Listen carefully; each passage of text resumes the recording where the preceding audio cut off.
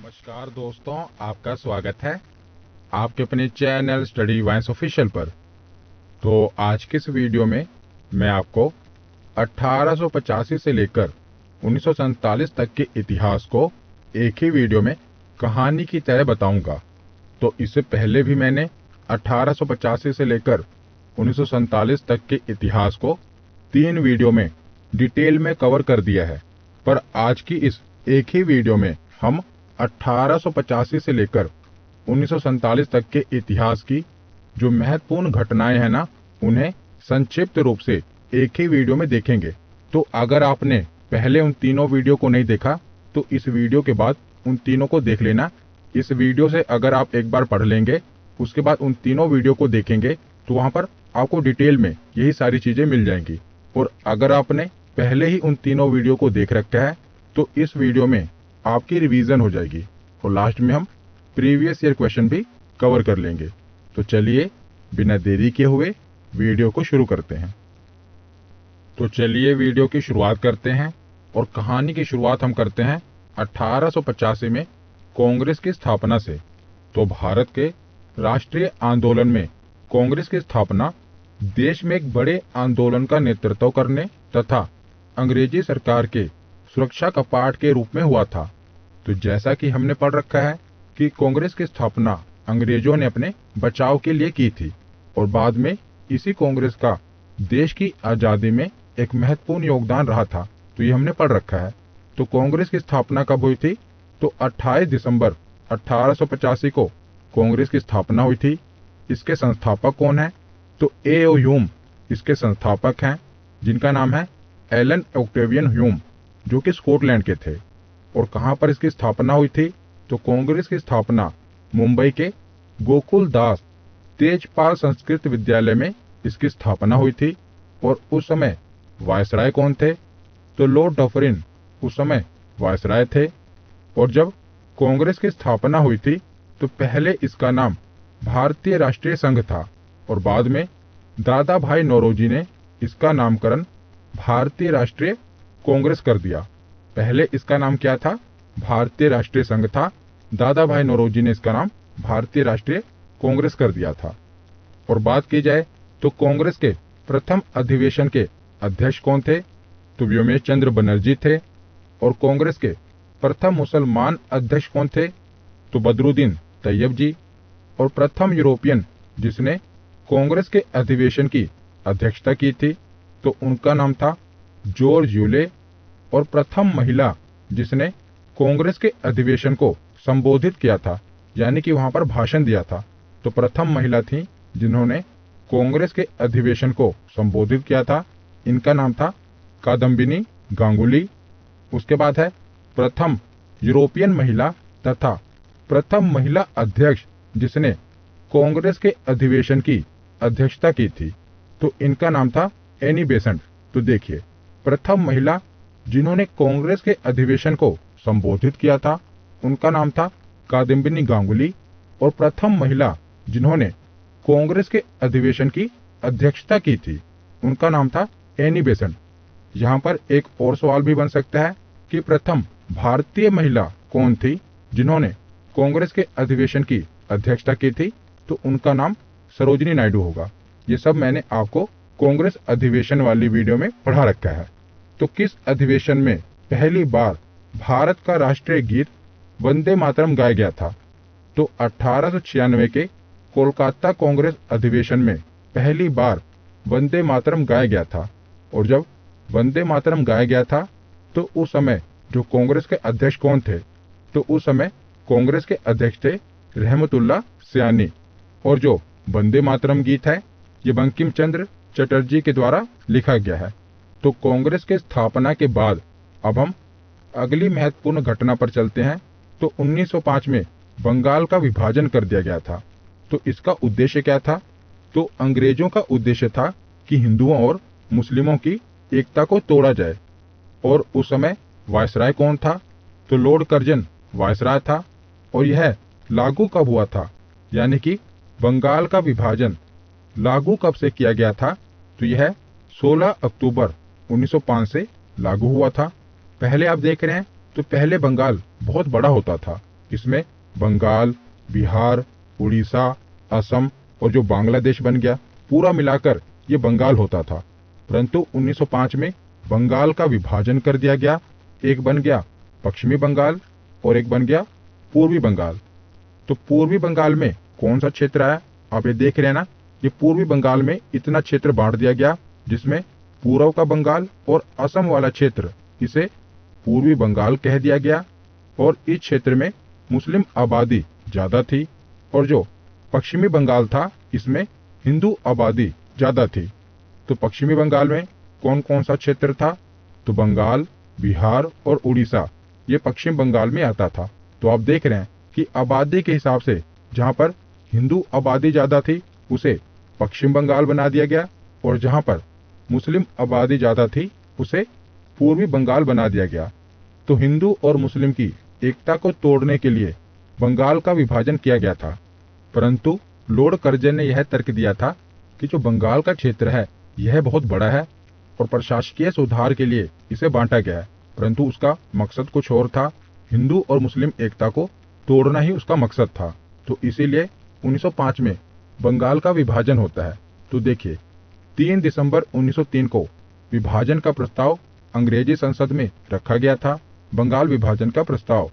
उसके बाद 19 जुलाई 1905 को जनता के सामने ये प्रस्ताव रखा जाता है कि बंगाल का विभाजन किया जाएगा। उसके बाद अगले ही दिन 20 जुलाई 1905 को समाचार पत्रों में भी यह खबर प्रकाशित कर दी जाती है कि अब बंगाल को 2 टुकड़ों में बांट दिया जाएगा। तो 7 अगस्त 1905 से इसका विरोध होना आरंभ हो जाता है और 16 अक्टूबर 1905 को बंगाल का विभाजन कर दिया जाता है। आप देख रहे हैं, बंगाल का विभाजन 2 टुकड़ों में कर दिया गया। एक को बना दिया गया पूर्वी बंगाल और दूसरे को बना दिया गया पश्चिमी बंगाल। तो 16 अक्टूबर 1905 से विभाजन लागू होता है और विभाजन के फलस्वरूप बंगाल एवं संपूर्ण देश में रोष एवं विरोध की लहर फैल गई और 16 अक्टूबर 1905 को शोक दिवस के रूप में मनाया गया। जिस दिन बंगाल का विभाजन किया गया उस दिन को शोक दिवस के रूप में मनाया गया और रविंद्रनाथ टैगोर के आह्वान पर 16 अक्टूबर 1905 को रक्षाबंधन दिवस के रूप में मनाया गया। तो हिंदू और मुस्लिम एकता को बनाए रखने के लिए 16 अक्टूबर 1905 को रक्षाबंधन दिवस मनाया गया और बंगाल विभाजन के अवसर पर ही रविंद्रनाथ टैगोर ने अपना प्रसिद्ध गीत अमार सोनार बांग्ला लिखा था। और यह गीत जो इन्होंने लिखा था ना, यही आगे चलकर बांग्लादेश का राष्ट्रगान बन जाता है। अमार सोनार बांग्ला रविंद्रनाथ टैगोर जी के द्वारा लिखा गया था और यह बंगाल विभाजन के समय लिखा गया था। आगे चलकर बांग्लादेश ने इसे अपने राष्ट्रगान के रूप में अपना लिया। तो रविंद्रनाथ टैगोर इकलौते ऐसे व्यक्ति हैं जिन्होंने 2 देशों का नेशनल एंथम लिखा है, एक तो भारत का और दूसरा बांग्लादेश का। तो 1905 के बाद आगे हम चलते हैं 1906 में। तो 1906 में मुस्लिम लीग का गठन होता है।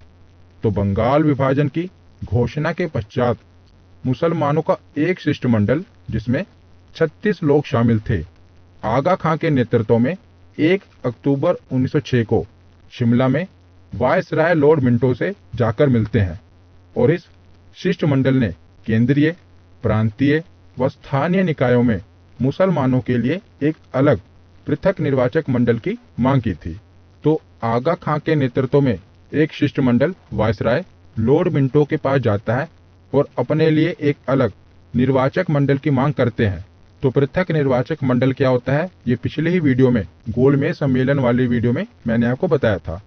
तो ढाका के नवाब सलीमुल्लाह खां के नेतृत्व में 30 दिसंबर 1906 को ढाका में आयोजित एक बैठक में मुस्लिम लीग की स्थापना की घोषणा की गई। तो याद रखिएगा, इसकी स्थापना कब की गई थी, तो 1906 में मुस्लिम लीग की स्थापना की गई थी। तो इसकी स्थापना 1906 में आगा खां, ढाका के नवाब सलीमुल्लाह और नवाब मोहसिन उल मुल्क के नेतृत्व में की गई थी। तो याद रखिएगा, कई बार एग्जामिनर ने ये क्वेश्चन पूछा है और ऑप्शन में मोहम्मद अली जिन्ना जरूर लिखता है। तो याद रखिएगा, मुस्लिम लीग की स्थापना मोहम्मद अली जिन्ना ने नहीं की थी। मोहम्मद अली जिन्ना 1913 में मुस्लिम लीग में शामिल हुए थे। तो तो देखिए, तो आपसे प्रश्न कैसे पूछा जाएगा कि बताइए निम्नलिखित में से किसने मुस्लिम लीग की स्थापना नहीं की थी।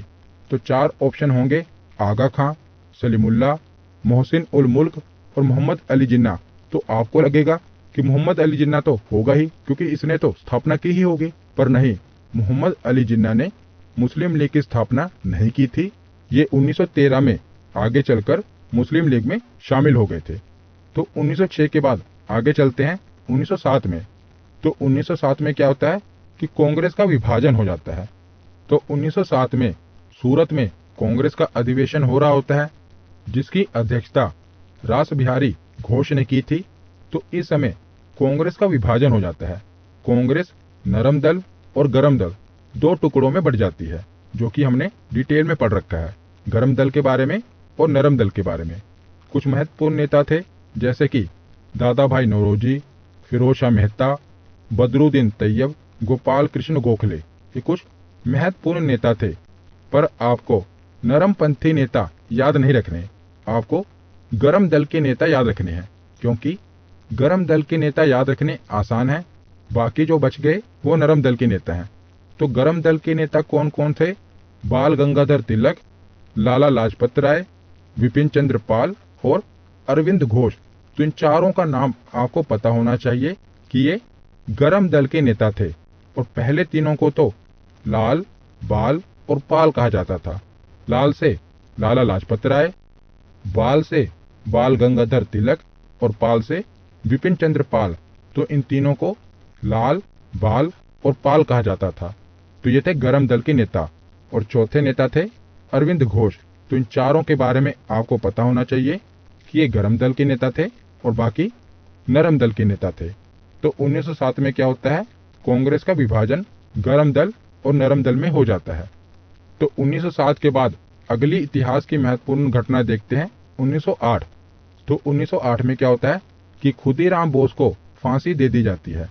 तो शहीद खुदीराम बोस भारत में अंग्रेजी शासन का विरोध करने वाले सबसे युवा क्रांतिकारी स्वतंत्रता सेनानी थे। इनका जन्म 3 दिसंबर 1889 को पश्चिम बंगाल के मिदानपुर जिले में हुआ था।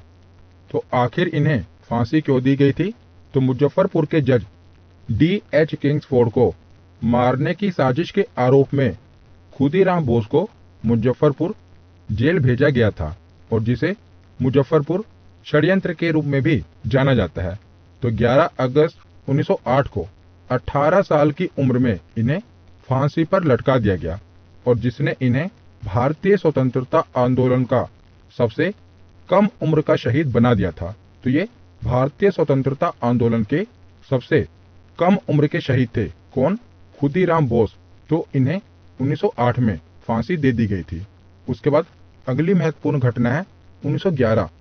तो 1911 में क्या होता है? बंगाल का विभाजन रद्द हो जाता है। हमने पढ़ा था कि 1905 में बंगाल का विभाजन किया जाता है ना।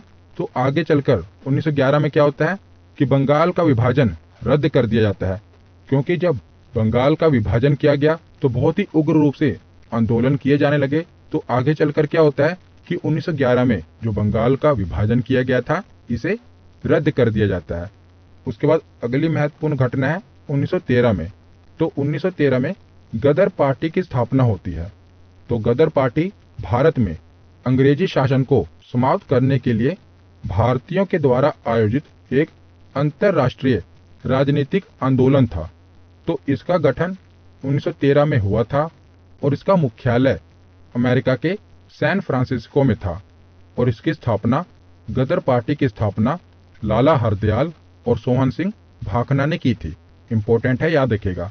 एक तो 1913 में गदर पार्टी की स्थापना हुई थी, और स्थापना की किसने थी?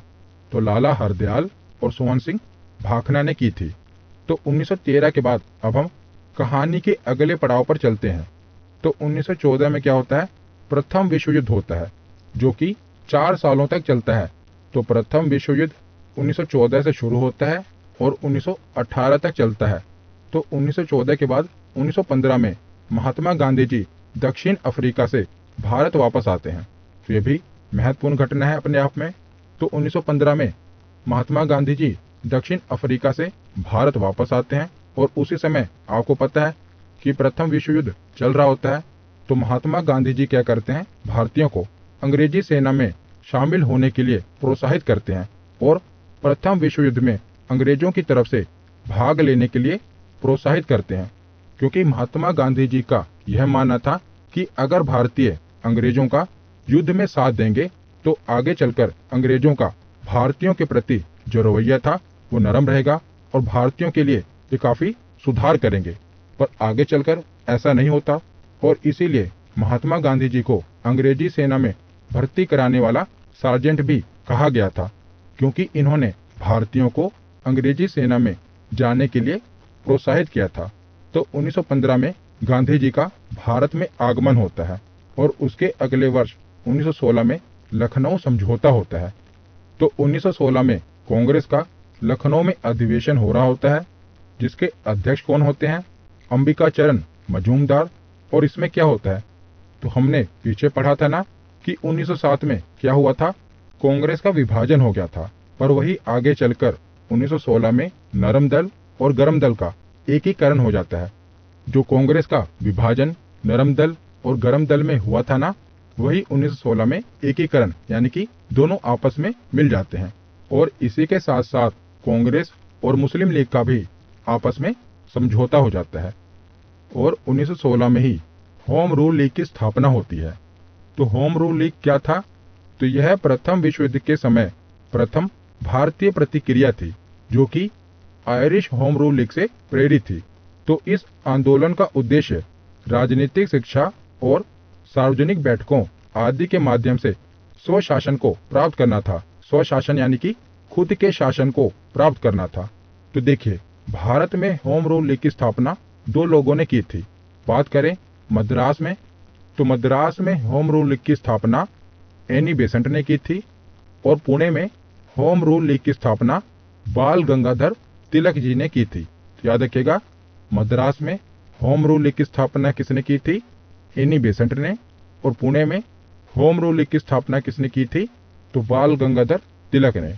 तो 1916 में होम रूल लीग की स्थापना होती है और उसके बाद 1917 से जो गांधी जी भारत में आए थे ना, अब वो एक्शन मोड में आ जाते हैं, यानी कि वो भारत में अपना पहला आंदोलन करते हैं 1917 में।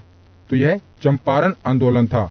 तो 1917 में चंपारण, जो कि बिहार में है, तो बिहार के एक स्थानीय नेता जिनका नाम था राजकुमार शुक्ल, वे गांधी जी से मिलने आए और उन्हें चंपारण की स्थिति के बारे में बताया और उन्होंने गांधी जी को चंपारण की 3 कठिया प्रणाली के बारे में जानकारी दी और गांधी जी को चंपारण चलने के लिए कहा।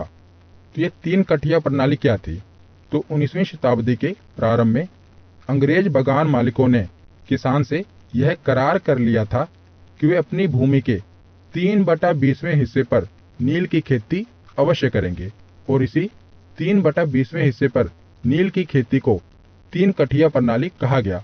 तो अंग्रेजी बगान मालिकों ने भारतीयों को अपने खेतों के 3/20वें हिस्से पर नील की खेती करने के लिए जबरदस्ती की। तो इसी 3/20वें हिस्से पर नील की खेती को 3 कठिया प्रणाली कहा जाता है। तो इसमें क्या हुआ, तो महात्मा गांधी जी ने चंपारण में आंदोलन कर दिया। तो हमने गांधी युग वाली वीडियो में इसके बारे में डिटेल में पढ़ रखा है। यहाँ पर मैं आपको सभी घटनाओं के बारे में संक्षिप्त रूप से बता रहा हूँ। तो 1917 में चंपारण में आंदोलन होता है नील की खेती के विरोध में। तो इस सत्याग्रह के बाद रविंद्रनाथ टैगोर द्वारा गांधी जी को महात्मा की उपाधि दी गई थी और उसके बाद से ही इन्हें महात्मा गांधी के नाम से बुलाया जाने लगा। तो इसी आंदोलन के बाद रविंद्रनाथ टैगोर ने गांधी जी को महात्मा की उपाधि दी थी। तो याद रखिएगा, गांधी जी को महात्मा की उपाधि किसने दी थी, तो रविंद्रनाथ टैगोर ने दी थी। तो 1917 में चंपारण आंदोलन होता है और उसके बाद अगले ही वर्ष 1918 में अहमदाबाद मिल मजदूर आंदोलन होता है। तो चंपारण सत्याग्रह के बाद 1918 में गांधी जी अहमदाबाद के कपड़ा मिल मजदूरों से मिले और उनकी समस्या को समझा। तो यहाँ का मामला क्या था, तो यहाँ का विवाद प्लेग बोनस को लेकर था। जब प्लेग की समाप्ति हुई तो मिल मालिकों ने बोनस को समाप्त करना चाहा, जिसको लेकर मजदूरों ने इसका विरोध किया था और गांधी जी ने भी मजदूरों को हड़ताल पर जाने के लिए कहा था और गांधी जी ने भी मजदूरों के साथ मिलकर आंदोलन किया था। तो यहाँ पर भी गांधी जी की विजय होती है। पिछले आंदोलन में भी, चंपारण आंदोलन में भी गांधी जी की जीत हुई और इस आंदोलन में भी गांधी जी की जीत होती है। उसके बाद खेड़ा आंदोलन होता है, तो ये भी 1918 में ही होता है। तो इसके बाद 1918 में गांधी जी खेड़ा, गुजरात में हो रहे किसानों के साथ अत्याचार के विरुद्ध आवाज उठाते हैं और खेड़ा आंदोलन करते हैं। तो यहाँ पर किसानों की फसलें नष्ट हो जाने के बाद भी उनसे करों की वसूली की जा रही थी। तो इसी के खिलाफ गांधी जी आंदोलन करते हैं।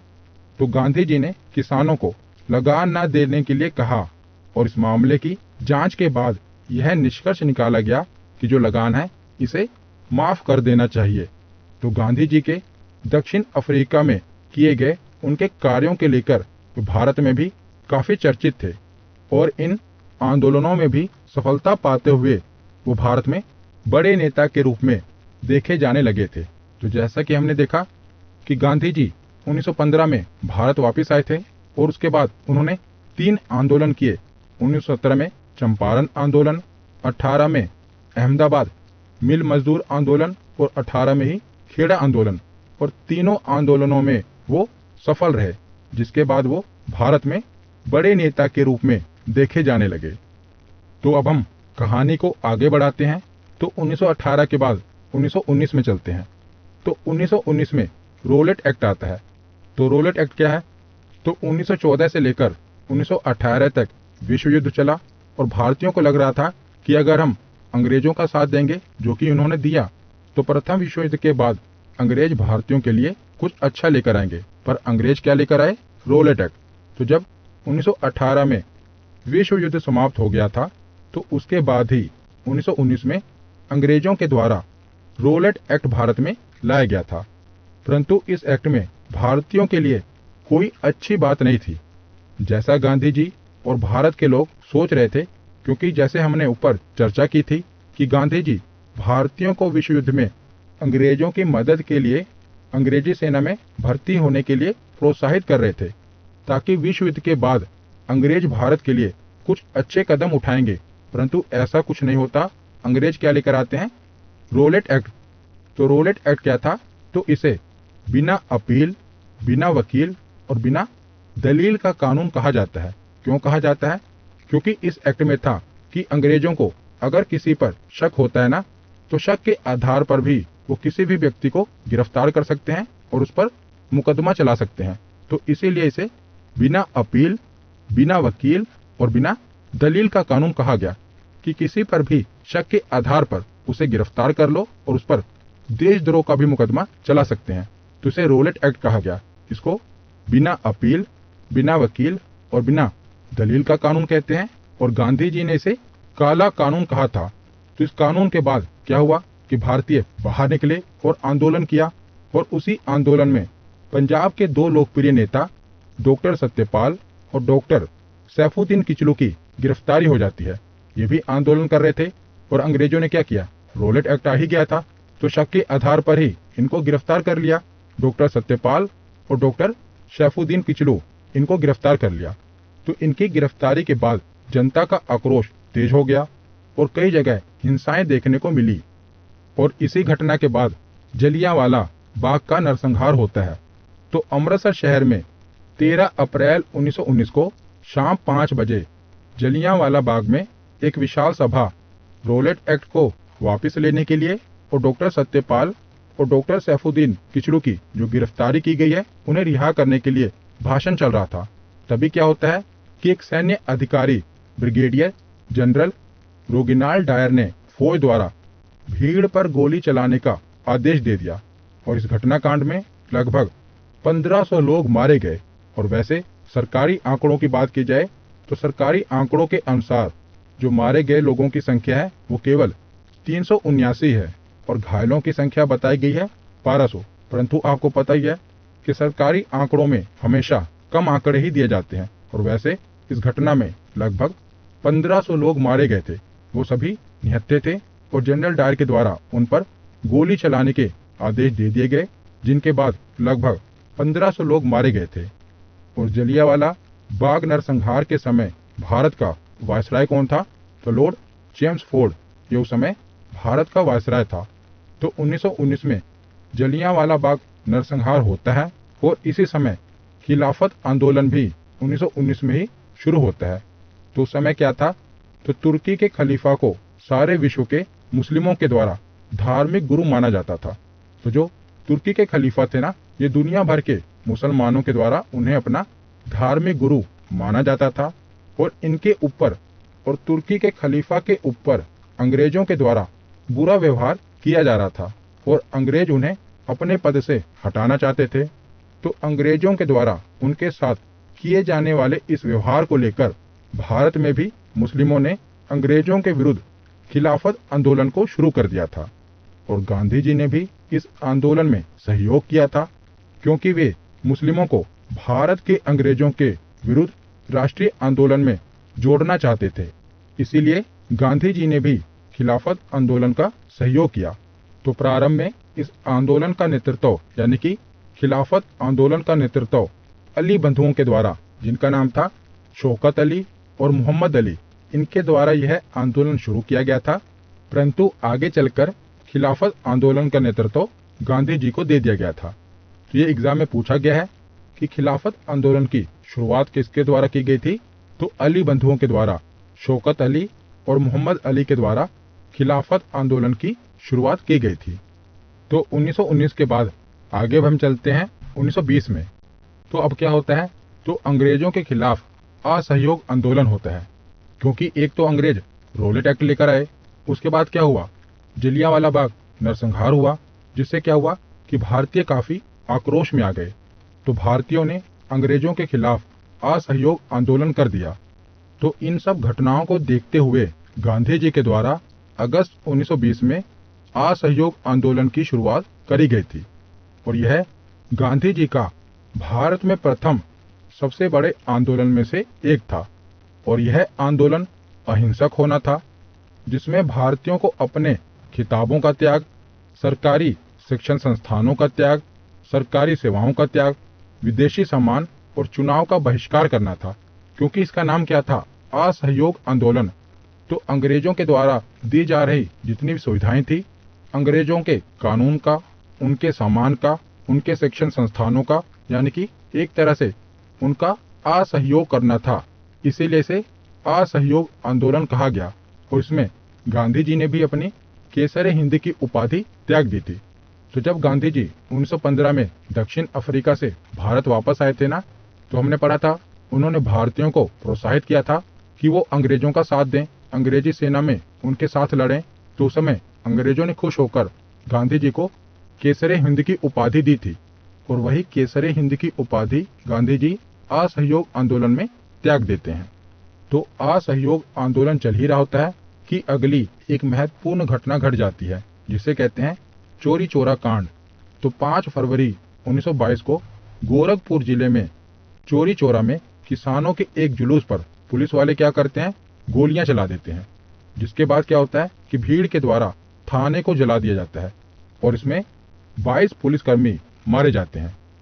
और इस घटना के बाद गांधी जी ने इस असहयोग आंदोलन को हिंसात्मक होते हुए देख इसको समाप्त करने का निर्णय लिया। हमने पढ़ा था कि जो असहयोग आंदोलन होना था ये अहिंसक होना था, पर यहाँ पर क्या होता है? हिंसा घट जाती है, जिसके बाद गांधी जी क्या कहते हैं कि इस असहयोग आंदोलन को समाप्त करना होगा। परंतु इस असहयोग आंदोलन को समाप्त करने के फैसले की आलोचना बहुत भारतीय नेताओं ने की थी, जैसे कि सुभाष चंद्र बोस के द्वारा इस फैसले को राष्ट्रीय संकट कहा गया था। इसके साथ कई नेता जैसे कि चित्तरंजन दास, लाला लाजपत राय, मोतीलाल नेहरू आदि ने भी इस असहयोग आंदोलन को समाप्त करने के इस फैसले की आलोचना की थी। परंतु गांधी जी अपने इस फैसले पर डटे रहे और आगे चलकर इन सभी ने गांधी जी के इस फैसले को स्वीकार कर लिया था और असहयोग आंदोलन को समाप्त कर दिया। तो चोरी चोरा कांड के बाद असहयोग आंदोलन समाप्त हो जाता है। उसके बाद 1923 में स्वराज पार्टी की स्थापना होती है। तो इसके बाद कुछ नेता थे जो कि गांधी जी के विचारों से सहमत नहीं रहा करते थे, जैसे कि चित्तरंजन दास और मोतीलाल नेहरू, जो गांधी जी के विचारों के साथ सहमत नहीं रहा करते थे, तो इन्होंने एक नई पार्टी की स्थापना करने का निर्णय लिया था। तो इसी क्रम में चित्तरंजन दास और मोतीलाल नेहरू ने इलाहाबाद में मार्च 1923 में स्वराज पार्टी की स्थापना की थी। तो याद रखिएगा, 1923 में स्वराज पार्टी की स्थापना होती है, किसके द्वारा की जाती है? तो चित्तरंजन दास और मोतीलाल नेहरू के द्वारा 1923 में स्वराज पार्टी की स्थापना होती है। और उसके अगले ही वर्ष 1924 में बेलगांव में महात्मा गांधी जी के द्वारा कांग्रेस के अधिवेशन की अध्यक्षता की जाती है। तो इतना खास क्यों है? क्योंकि महात्मा गांधी जी के द्वारा केवल एक बार ही कांग्रेस के अधिवेशन की अध्यक्षता की गई थी और ये बेलगांव में की गई थी। तो ये कांग्रेस का 40वां अधिवेशन था और एकमात्र अधिवेशन था जिसमें गांधी जी अध्यक्ष बने थे। उसके बाद अगली महत्वपूर्ण घटना है साइमन कमीशन का भारत में आना। तो साइमन कमीशन 3 फरवरी 1928 को विलय से मुंबई पहुंचा था और यहाँ इसका स्वागत देशव्यापी हड़ताल से हुआ था। और जब यह कमीशन दिल्ली पहुंचा था तो इसको काले झंडे दिखाए गए थे और साइमन कमीशन वापस जाओ के नारे के साथ इसका विरोध किया गया था। तो साइमन जब लाहौर पहुंचा था तो लाला लाजपत राय के नेतृत्व में इसके खिलाफ प्रदर्शन किया गया था और इसी प्रदर्शन में पुलिस के द्वारा लाठीचार्ज करने के बाद कुछ ही दिनों के बाद लाला जी की मृत्यु भी हो जाती है। तो साइमन कमीशन कब भारत आया था? तो 1928 में भारत आया था और इसके बाद 1929 में लाहौर में कांग्रेस का अधिवेशन होता है जिसकी अध्यक्षता पंडित जवाहरलाल नेहरू जी करते हैं और इसी अधिवेशन में पूर्ण स्वराज की मांग की जाती है। तो कांग्रेस के किस अधिवेशन में पूर्ण स्वराज की मांग की गई थी? तो लाहौर अधिवेशन में की गई थी जिसकी अध्यक्षता पंडित जवाहरलाल नेहरू जी करते हैं। तो उसके बाद 1929 के बाद 1930 में गांधी जी के द्वारा दांडी मार्च किया जाता है।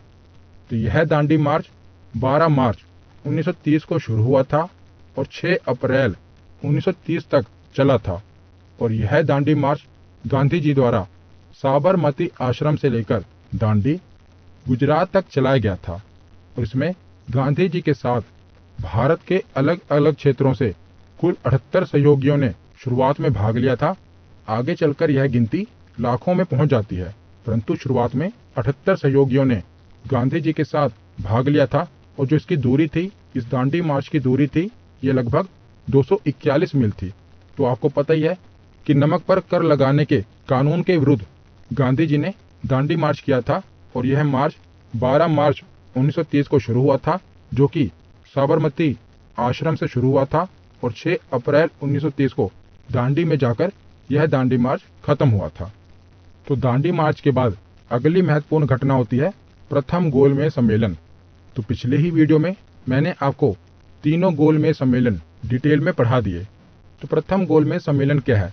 तो जैसा कि आप देख रहे हैं कि भारत में आंदोलन चल रहे हैं, तो अंग्रेजों को ये पता लग जाता है कि अगर भारत में ज़्यादा देर तक शासन करना है तो भारतीयों का सहयोग मिलना जरूरी है, क्योंकि अगर भारत पर लंबे समय तक शासन करना है तो भारतीयों का सहयोग जरूरी है।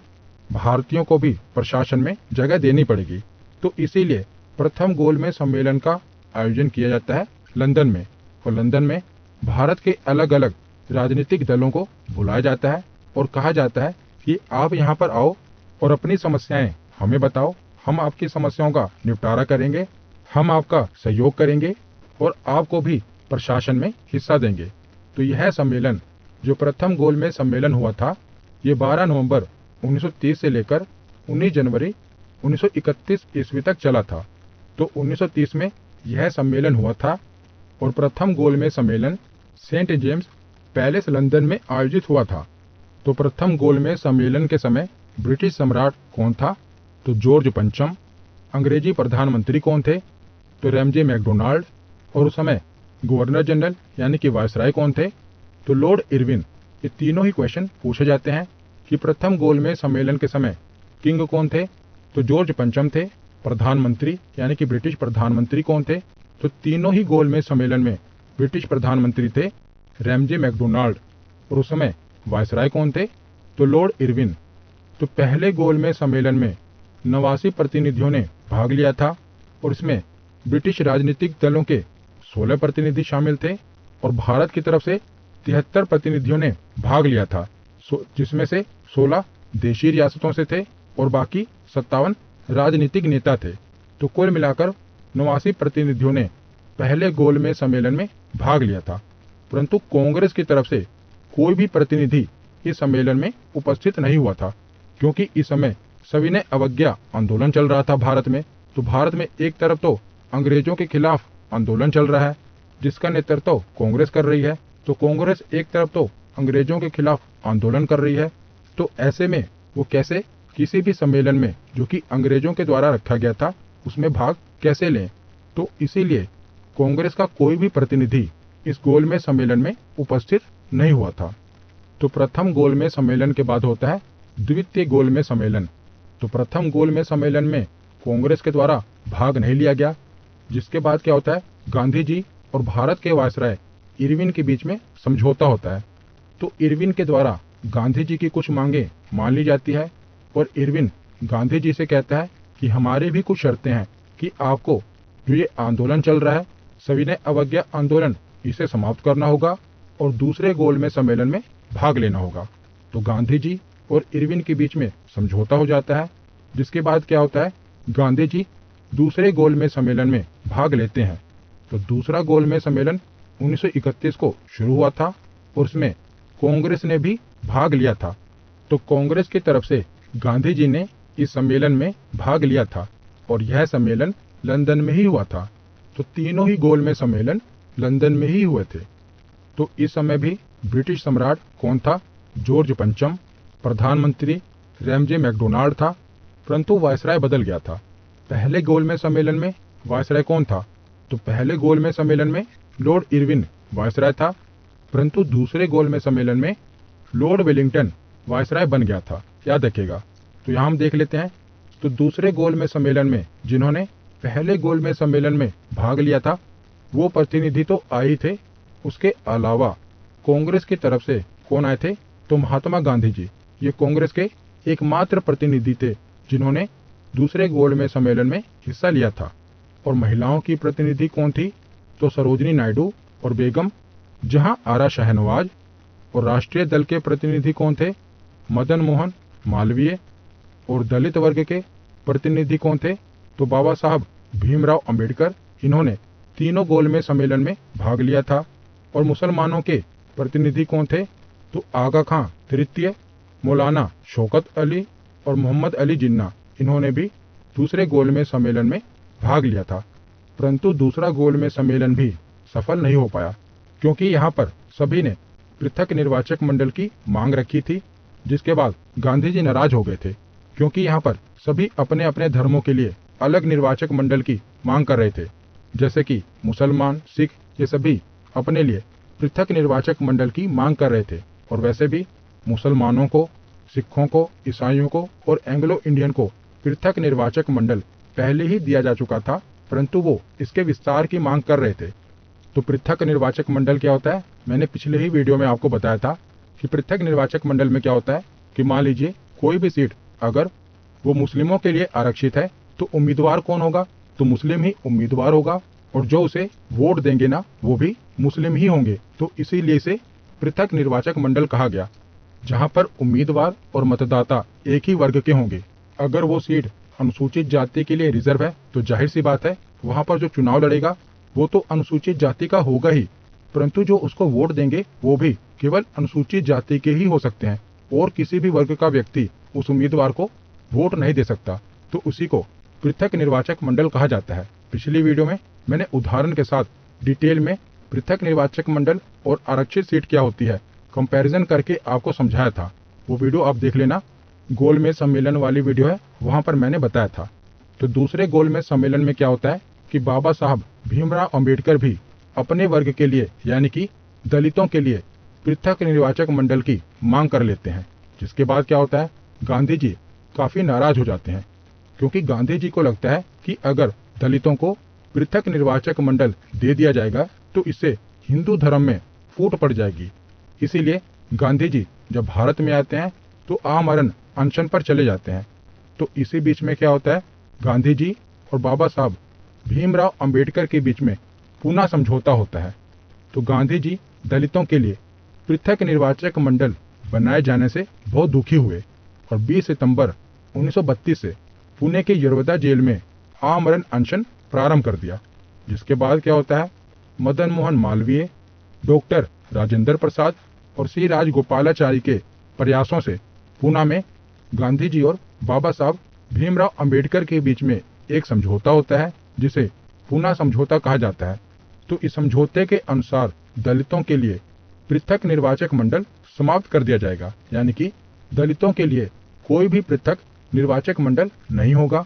इसके बदले में दलितों के लिए जो रिजर्व सीटें थी वो 71 से बढ़ाकर 147 कर दी गई, यानी कि जो प्रांतों में दलितों के लिए पहले रिजर्व सीटें जो 71 थी उन्हें बढ़ाकर अब कितना कर दिया गया, तो 147 कर दिया गया।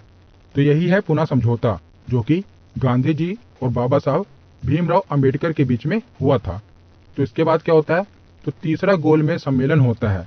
तो दूसरे गोलमेज सम्मेलन की विफलता के बाद 17 नवंबर 1932 से लेकर 24 दिसंबर 1932 तक लंदन में तीसरा गोलमेज सम्मेलन आयोजित होता है और तीसरे गोलमेज सम्मेलन में बहुत ही कम प्रतिनिधियों ने भाग लिया था। तो इस समय भी किंग कौन थे, तो जॉर्ज पंचम थे, प्रधानमंत्री रैमजे मैकडोनाल्ड थे और भारत में वायसराय कौन थे, तो लॉर्ड वेलिंगटन थे।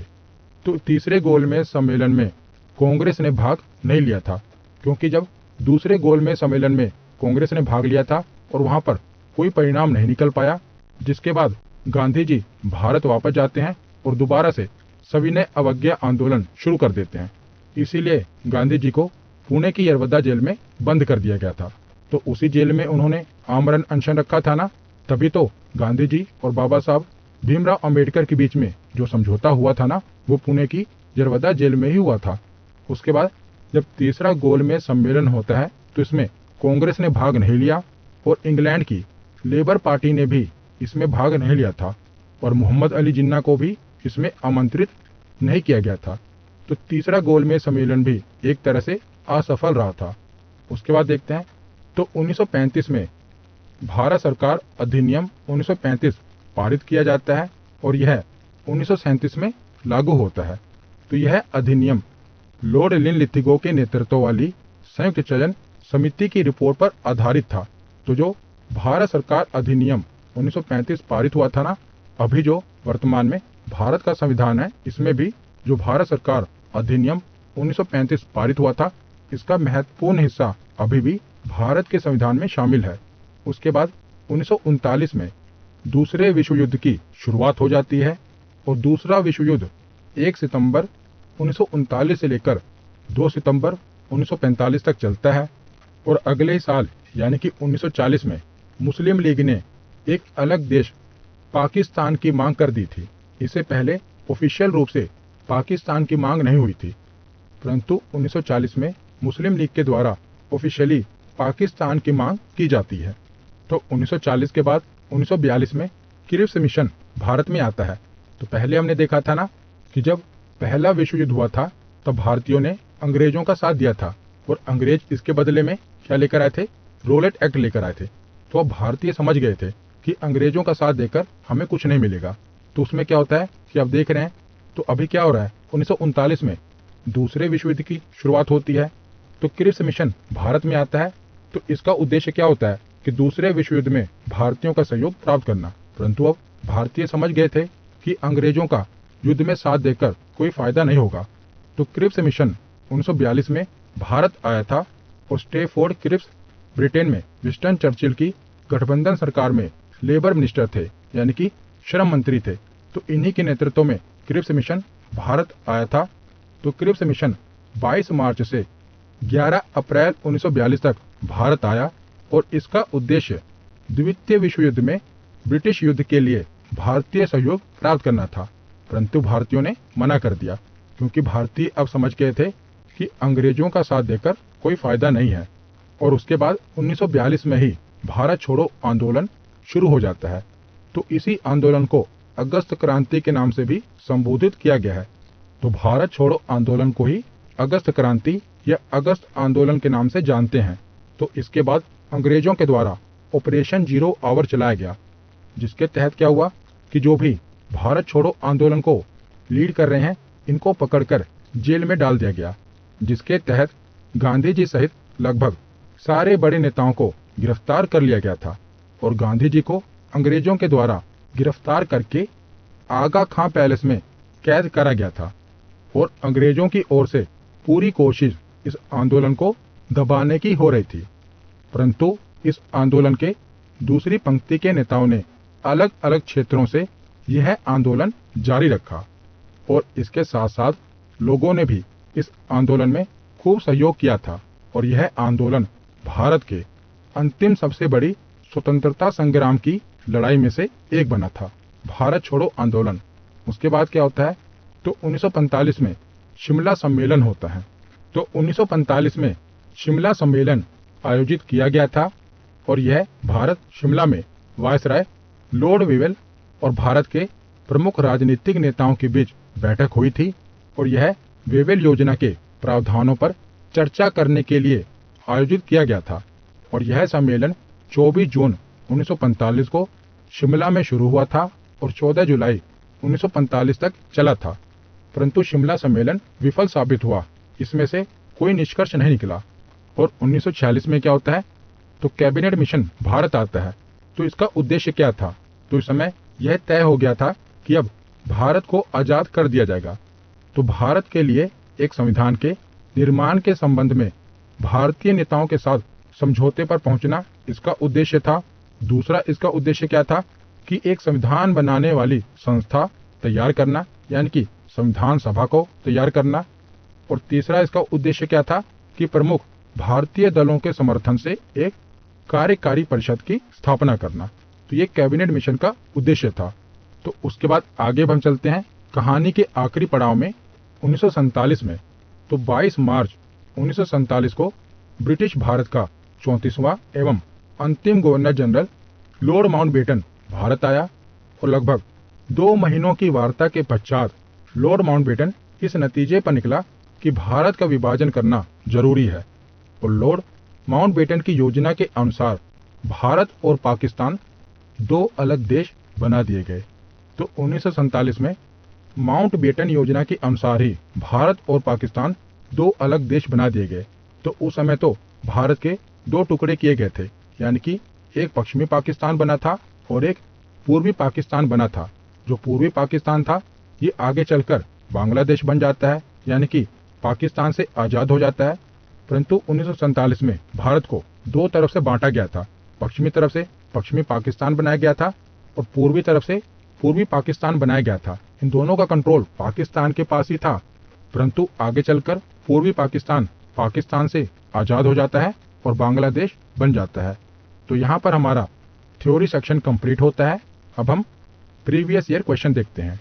तो पहला प्रश्न है कि चंपारण सत्याग्रह के दौरान नील की खेती किस नाम से पहचानी जाती थी। तो चंपारण सत्याग्रह के दौरान नील की खेती को 3 कठिया पद्धति कहते थे। तो इसका सही जवाब है ऑप्शन ए। अगला प्रश्न है कि बंगाल का विभाजन किस वर्ष रद्द किया गया था। तो बंगाल का विभाजन 1905 में हुआ था और इस विभाजन को रद्द किया गया था 1911 में। तो इसका सही जवाब है ऑप्शन सी। अगला प्रश्न है कि निम्नलिखित स्वतंत्रता सेनानियों में से कौन मोतीलाल नेहरू के साथ स्वराज पार्टी का सह संस्थापक था। तो स्वराज पार्टी की स्थापना मोतीलाल नेहरू के साथ किसने की थी। तो चित्तरंजन दास ने। तो इसका सही जवाब है ऑप्शन बी। अगला प्रश्न है कि निम्नलिखित घटनाओं को काल अनुक्रमिक क्रम में व्यवस्थित कीजिए और नीचे दिए गए कूट से सही उत्तर का चयन कीजिए। तो आपको इन घटनाओं का सही क्रम बताना है। तो कौन कौन सा कथन दिया गया है। पूना संधि, गांधी इरविन समझौता, क्रिप्स मिशन और सविनय अवज्ञा आंदोलन। तो सबसे पहले तो इन घटनाओं में से सविनय अवज्ञा आंदोलन हुआ, उसके बाद गांधी इरविन समझौता हुआ, गांधी इरविन समझौता के बाद पूना संधि और आखिर में क्रिप्स मिशन भारत आया था। तो इसका सही जवाब क्या होगा। इसका सही जवाब होगा ऑप्शन सी। पहले आएगा 4th, फिर 2nd, फिर 1st, फिर 3rd। तो इसका सही जवाब है ऑप्शन सी। अगला प्रश्न है कि खिलाफत आंदोलन किस वर्ष में प्रारंभ हुआ था। तो खिलाफत आंदोलन 1919 में प्रारंभ हुआ था? तो इसका सही जवाब है ऑप्शन सी। अगला प्रश्न है कि भारतीय राष्ट्रीय कांग्रेस ने किस अधिवेशन में पूर्ण स्वराज को अपना लक्ष्य घोषित किया था? तो भारतीय राष्ट्रीय कांग्रेस के किस अधिवेशन में पूर्ण स्वराज की मांग उठी थी? तो इसका सही जवाब है ऑप्शन ए। 1929 में कांग्रेस के लाहौर अधिवेशन में पूर्ण स्वराज को अपना लक्ष्य घोषित किया गया था। तो इसका सही जवाब है ऑप्शन ए। अगला प्रश्न है कि भारत छोड़ो आंदोलन को किस नाम से भी जाना जाता है? तो भारत छोड़ो आंदोलन को अगस्त आंदोलन के नाम से भी जाना जाता है। तो इसका सही जवाब होगा ऑप्शन बी। अगला प्रश्न है कि मुस्लिम लीग ने पाकिस्तान का प्रस्ताव कब और कहां पारित किया था? तो मुस्लिम लीग ने पाकिस्तान का प्रस्ताव कब पारित किया था? तो 1940 में। और कहां पर पारित किया था? तो लाहौर में। तो इसका सही जवाब है ऑप्शन सी। अगला प्रश्न है कि महात्मा गांधी दक्षिण अफ्रीका से भारत किस वर्ष लौटे थे? तो महात्मा गांधी 1915 में दक्षिण अफ्रीका से भारत लौटे थे। तो इसका सही जवाब है ऑप्शन ए। अगला प्रश्न है कि चौरी चौरा नामक प्रसिद्ध स्थल कहां पर है? तो चौरी चौरा नामक प्रसिद्ध स्थल गोरखपुर में है। तो इसका सही जवाब है ऑप्शन ए। अगला प्रश्न है कि भारत में जब क्रिप्स मिशन आया उस समय भारत का वायसराय कौन था? तो जब क्रिप्स मिशन भारत आया था तो उस समय भारत का वायसराय था लिनलिथिगो। तो इसका सही जवाब है ऑप्शन सी। तो आज का आखिरी प्रश्न है कि गांधी जी भारतीय राष्ट्रीय कांग्रेस के अध्यक्ष कितनी बार बने थे? तो गांधी जी केवल एक बार ही भारतीय राष्ट्रीय कांग्रेस के अध्यक्ष बने थे। और वो अधिवेशन कहाँ हुआ था? तो बेलगांव में वो अधिवेशन हुआ था और वो कांग्रेस का 40वां अधिवेशन था। तो इसका सही जवाब है ऑप्शन ए। गांधी जी केवल एक बार ही कांग्रेस के अध्यक्ष बने थे। तो आज की वीडियो यहीं पर खत्म होती है। कैसी लगी ये वीडियो कमेंट सेक्शन में जरूर बताना। धन्यवाद।